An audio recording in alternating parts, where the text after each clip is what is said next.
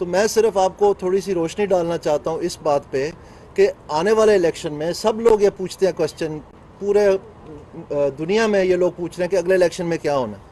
तो मैं आपसे ये कहना चाहता हूँ कि अगर आप नेशनल असेंबली की बात कर लें तो इसमें अभी हाल ही में 9 सीटों का इलेक्शन हुआ था, जो बाई इलेक्शन हुआ है, और उन 9 सीटों में आपने देखा कि 2 सीटें पीटीआई हार गई, मुल्तान वाली और कराची वाली।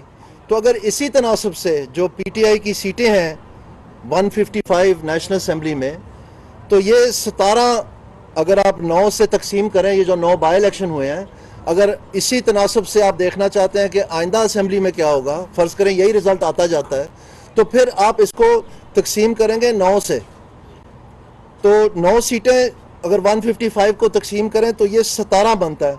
तो अगर हर हल्के में, हर इलेक्शन में इसी तनासब से उन्होंने 2 सीटें हारनी हैं, तो फिर ये 2 टाइम्स 17, ये 34 सीटें बन जाती हैं। तो 34 सीटें अगर ये हार जाएंगे 155 में से आप निकाल लें, यही 9 और 9 में से 2 के तनासब से, तो ये 121 सीटें उनके पास बच जाती हैं। तो अगर उनके पास 121 सीटें बच जाती हैं तो 228 जो है, 228 सीट से 2/3 मेजॉरिटी बनती है। तो इसी तनासब से जो अगर आप 342 से 228 निकालें तो ये 114 बनती है। तो 121 माइनस 114, ये 7 सीटों का फ़र्क रह जाता है नून लीग का और बाकी जमातों का 2/3 मेजॉरिटी लेने से। कहने का मकसद ये, मैं दोबारा अर्ज़ करता हूँ, कंफ्यूज ना होएं, अगर इन 9 सीटों में 2 सीटें इमरान खान हारा है तो इसकी जो तमाम सीटें हैं वो 9 से तकसीम कर देते हैं, यानी उसी तरह से फ़र्ज़ करें इलेक्शन हुआ चला जाता है, तो फिर ये जो सीटें हारेंगे वो तकरीबन 34 है। तो इसी तरह से अगर आप पंजाब की असेंबली देखें, वहाँ इनके 175 सीटें हैं, तो अभी 20 सीटों पे इलेक्शन हुआ है। तो 20, अगर 175 को आप 20 से तकसीम करते हैं, यानी यही तनासब अगर आगे भी चलाएं, 9 हिस्से बनते हैं उनकी तमाम 175 सीटों की। तो इस तरह से अगर आप 9 को 5 सीटें हारी हैं तो ये 45 सीटें बनती हैं, यानी अगर इन तमाम सीटों पे यही रेशो रहता है जो अभी निकला है इन 20 सीटों पे, तो ये 45 सीटें आइंदा हारेंगे। और अगर 45 हारते हैं तो 175 में से आप 45 रखें, ये बाकी 130 बच जाती हैं, और 2/3 मेजॉरिटी के लिए 247 चाहिए। 371 से अगर आप 247 निकालें तो ये सिर्फ 241 सीटें बचती हैं जो पीटीआई नहीं जीतेगी। तो ये सिर्फ पंजाब असेंबली में भी 6 सीटें कम है 2/3 से। तो मुझे समझ नहीं आती इस बात की कि इतना जो वावेला मचाया हुआ है इन्होंने कि जनाब सब कुछ ही हमारा है और हम 2/3 लेंगे।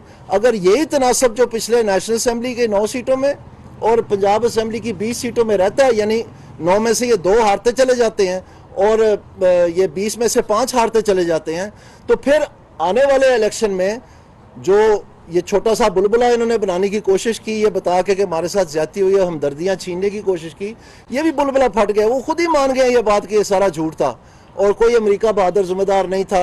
आज वो कहते हैं कि जी बाजवा साहब जो है जिम्मेदार हैं खुलेआम, और पहले कितना 2 महीने हमें वो साइफर दिखाते रहे कि जनाब ये साइफर जिम्मेदार है। तो आप फिर मुझे बताएं कि इनकी जो यू टर्न की पुरानी आदत है वो ये हर चीज़ में किए चले जा रहे हैं, लेकिन पकड़ाई इनकी क्या देती है? पकड़ाई इनके ये नंबर्स देते हैं।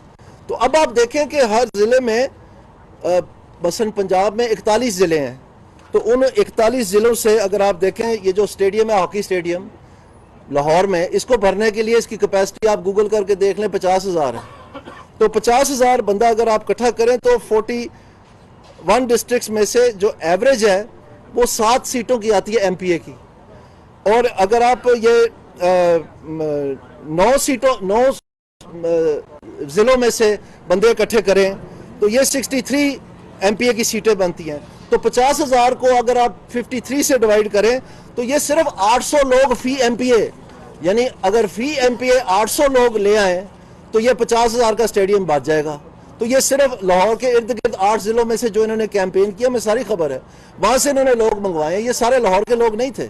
तो अगर आप फर्ज करें कि एक एमपी हल्के में आपके पास 800 वोट हैं भी, वो जलसे के तनासब से देखें तो 800 वोट के साथ तो सिक्योरिटी जब्त होती है, जमानतें जब्त होती हैं।